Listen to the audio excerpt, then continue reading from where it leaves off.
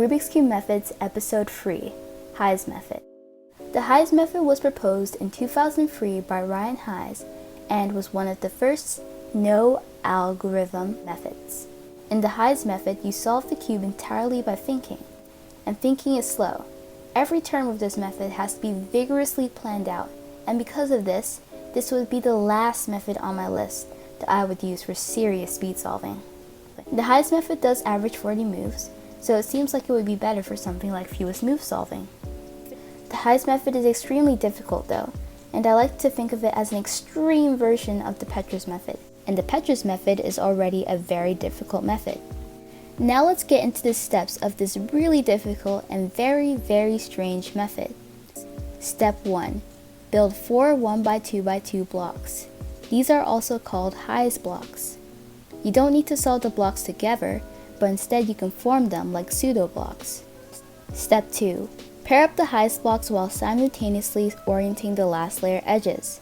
Yes, you heard me right. Pair up 4 1x2x2 blocks while solving edge orientation. This method is super complex. Step 3. Solve all of your edges in 2 corners using commutators, which will leave you with 3 corners left to solve. Step 4. Solve the remaining 3 corners with commutators. I think for a method like this, it would be a lot easier if we use the same scramble. So the scramble will be on the screen.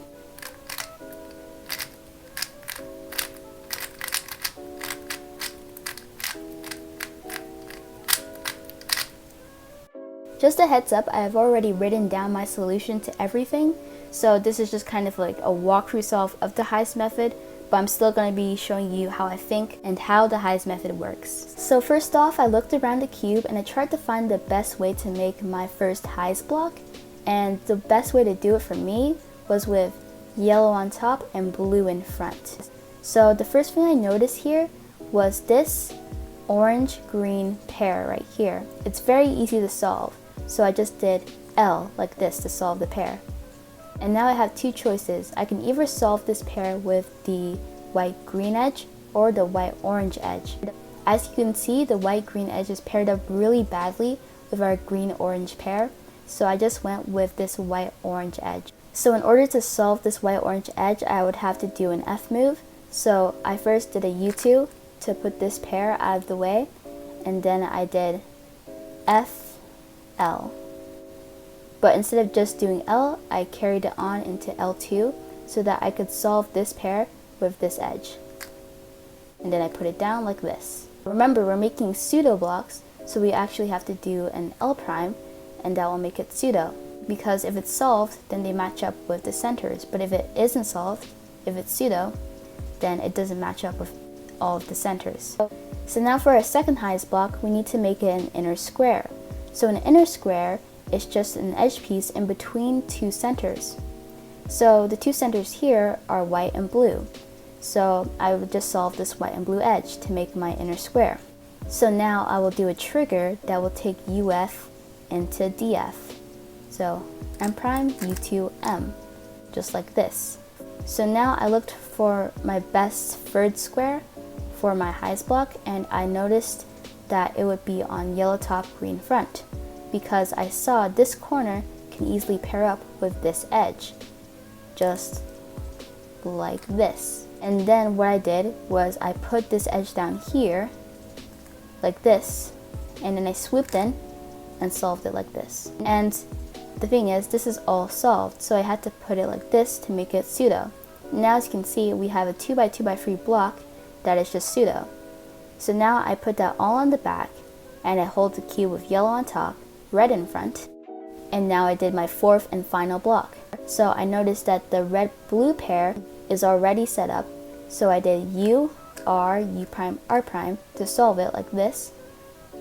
Then I did U prime, F prime to put it in like this, and then I just attached this red-white edge with M prime, U, M. And it doesn't matter that this square here is solved because it's our 4th and final Heise block, so it doesn't really matter anymore. So now what I did was I switched over to yellow on top, orange in front, and in the steps it said pair up the Heise blocks while simultaneously solving the last layer edges. That's really hard to do, so the best way to do it is to just split it up and just first line everything up, and then you want to do edge orientation. So for edge orientation in the Heise method, remember all your white edges are already solved, so you don't have to worry about that. 3 of your neutral edges are already solved, so red blue, red green, and orange green are already solved, so you don't have to worry about that either. So you just have to worry about 4 yellow edges and 1 neutral edge. So in our solution, if yellow is on top, then it's good. If yellow is on the front here, it's good. But if yellow does not show on top, like this one, it shows on the side here, and this one shows on the side here instead of here and here, then that edge is bad. For our neutral edge, the orange-blue edge, if the front and back colors show on the top and on the front, then that edge is good. If the front and right colors do not show on the top, then it's bad. This edge is good because it shows a front back color, which is orange and red. But it would become bad if blue was on top, because then it wouldn't show the front back colors. It would show the left right colors. Following those rules, we look here and we still only have 2 bad edges. So to solve this, we would have to do an F prime to make this once bad edge good, but the other 3 bad. So we have to replace the good edge with a bad edge, like this. And then we have to solve everything so everything's a good edge. So now we need to solve our last 5 edges. So you want 2 edges to line up like this, and in our solution, it actually ends up like this. We have 2 edges lined up.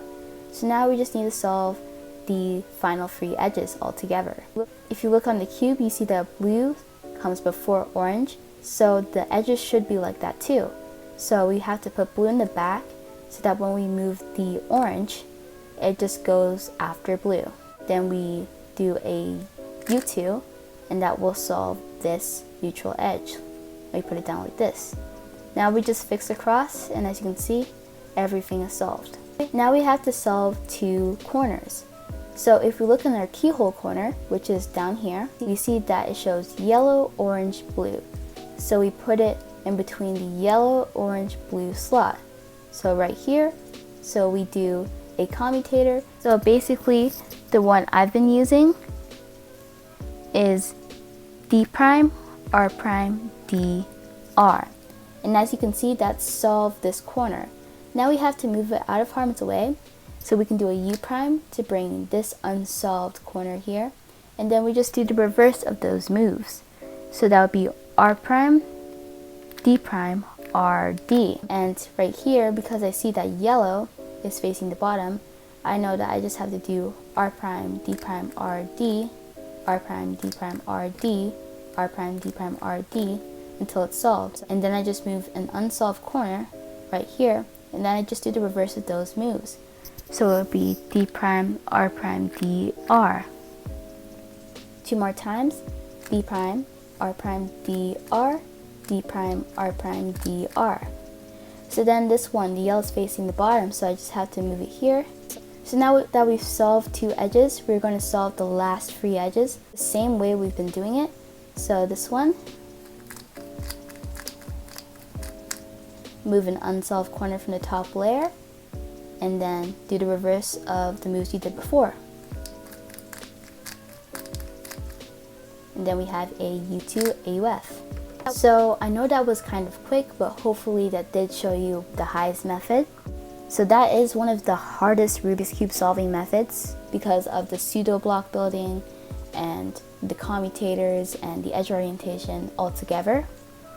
As you just saw, it's definitely not suited for any speed solving. Too much thinking. A lot like hardcore Tetris, and it's pretty good in FMC. The only thing I just want to say is use algorithms or your own made-up commutators to solve the corners, because it will make you super efficient and actually make you average 40 moves and not 90. Hope you guys enjoyed this video, and shout out to Weird Algs because they asked for a Heise method tutorial. Comment down below any methods you'd like to see next, and I'll see you guys in the next method.